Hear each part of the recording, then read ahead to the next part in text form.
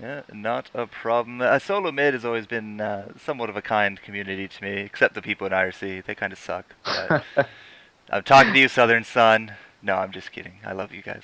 But yeah, we are going to have Cassiopeia going up against Kennen. And again, Wings of Death, previous champion here of the 1 vs. 1 tournament. Does not look like he's actually changed up his playstyle at all. Still running with that Smite.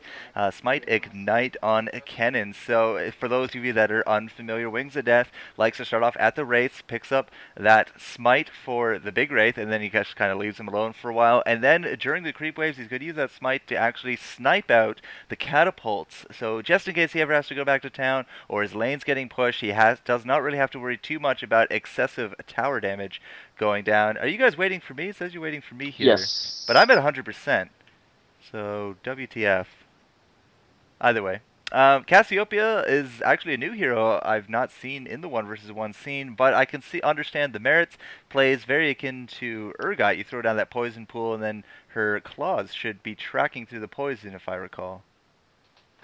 Yeah, Same kind of idea? her E ability, the Twin Fangs, has you lose cooldown when you have a poison on her. So if you attack while a poison with the Twin Fangs, your cooldown gets refreshed, kind of like Ezreal's E.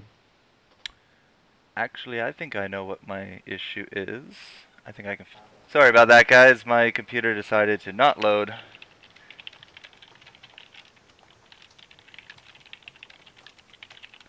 Alright, get that out of the way. So, observers, if you may, get to your stations.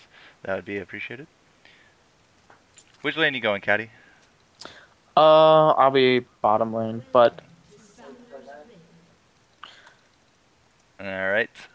I guess I'm going to go defend the top. Alright, Cassiopeia right off the bat. BubuKitty is just hanging out by here by the tower. The inner tower has herself a rejuvenation beads, some health potions, some mana potions. Let's take a quick look here at her stats. +3 attack, so very likely she's going down that offensive mastery slot, but 15 ability power. I think we know what kind of runes she's going to be running here. A little bit of increased attack speed, some extra armor, and magic resist as well. So 12 armor, 13 magic resist. Kind of thinking she also spec'd a little bit into defensive as well as a few runes to help that out. Or maybe she just didn't go as far into the mastery tree as I would have expected for Cassiopeia. What do you think here, Mr. Caddy? Well, it seems like, we're dealing with a blind pick. So you see a lot of the summoners that ended up here late, in the late finals. They would use a book that's just very generic. They use armor pen or magic pen, depending on the character, and they'll have armor for yellows and magic resist blues, and they'll usually get a defensive item, and they'll probably spec in the utility tree for just better cooldowns, being able to sustain in your lane. So it's just a very general book. You don't know what you're going to see, so you're just building for whatever might happen.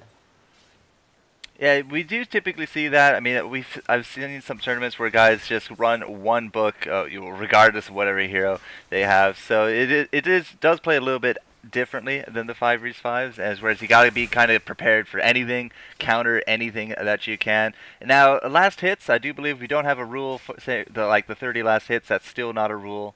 Ever since I think before the first tournament, right? So the last hits, they just count for money, correct? Yep.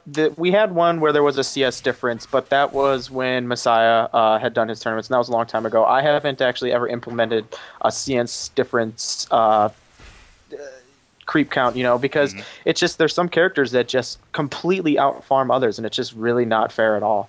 Yep, okay, so we're not going to really pay too much attention here to the creep kills, but first death or first tower, that rule is still in effect, doesn't really change too much, and these guys now into the finals are well aware of that, so we're not going to see any kind of crazy suicide, at least I hope, here in the finals. And both heroes, they're going to take their time, farm up a little bit. Likely, we're not going to see too much until they start teleporting back to town for some item shopping binges, and then things should be getting interesting. But let's take a quick look here at Wings of Death. Went with the boots of speed, the health potions, right off the bat, 700 hit points to start with 700 hit points to start with no HP increasing items. That seems like a good amount of extra hit points, probably coming from those runes.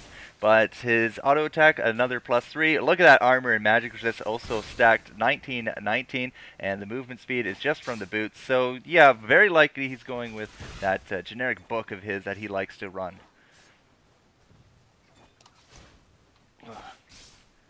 As it does look like right now BubuKitty, I mean, she's been destroying these creep waves with her poison, but that is going to be starting to wear down on her mana. She has 14 creep kills, but Cannon's still out creeping her with that ever infinite energy. So it does look like he might start trying to do some zoning tactics in the next little bit, because any kind of level advantage you can get here, guys, is definitely going to come back to win out a little bit there at the end. It does look like BubuKitty's just playing it really safe, not really letting Cannon land any shots, not really even seeing any kind of range in there. Gets off that poison, actually. That's going to be ticking him down a little bit, but with 3 health potions and 4 health potions and the rejuve beads on BubuKitty, I mean, these guys aren't going to be going anywhere anytime soon.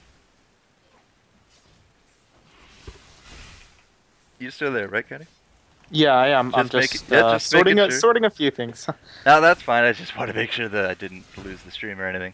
But that's good. So Wings of Death is actually going to pop a potion right now. Now, Wings of Death, he has that smite strategy, as we did say. Now, you will notice he is level 5 right now. BubuKitty level 4. And that is because he most likely, and I mean, you guys got Messiah. I'm actually on the other team. So he probably killed off that Wraith in the beginning. Is that correct? He did, yeah.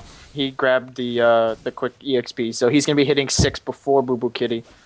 Yeah, but with a cannon, it can't really capitalize like a huge combo with that 6 due to the energy limitations. I mean, it would likely force BubuKitty back to town, but then Wings of Death likely would just go back to town himself. BubuKitty's doing a good job here with the poisons of just wearing down the creeps. She doesn't want to land any kind of tower damage, because the tower damage is just absolute.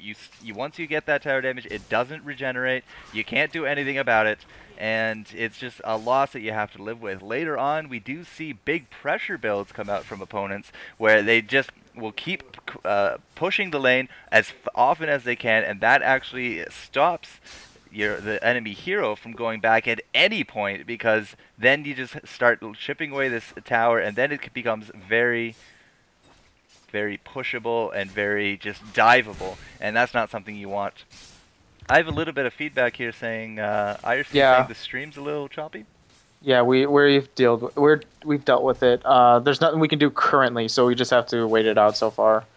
Okay, so there you go, guys. That's your answer. Oh, Wings of Death with the 6th, the Ignite going off. Here's a big combo, but no, we do got that flash from BubuKitty. And as I said, I don't think he was able to kill her with that combo, but it does not look like she wants to go back to town either. Going to be just using that health potion and the rejuve beads to the best of her ability. Now, the great thing about Kennen, of course, is that energy. It regenerates at a pretty decent rate. I don't think we're going to see another ultimate from him in a while, but now is the time to be super aggressive. Look at that. BubuKitty is dropping another 200 hit points right there. Thank you very much, Kennen. 10 ability power for those shurikens and everything, but now it comes down to auto attack damage, and this is what you don't really want to see here, guys, on your tower. 1,650 hit points or so, and, you know, it's just going to keep coming down. You keep chipping away at this tower, and later down the line, BubuKitty, who is going back to town right now, won't be able to do exactly what she just did. Now, Wings of Death, he kind of knows that she's going back to town, but we do have that teleport.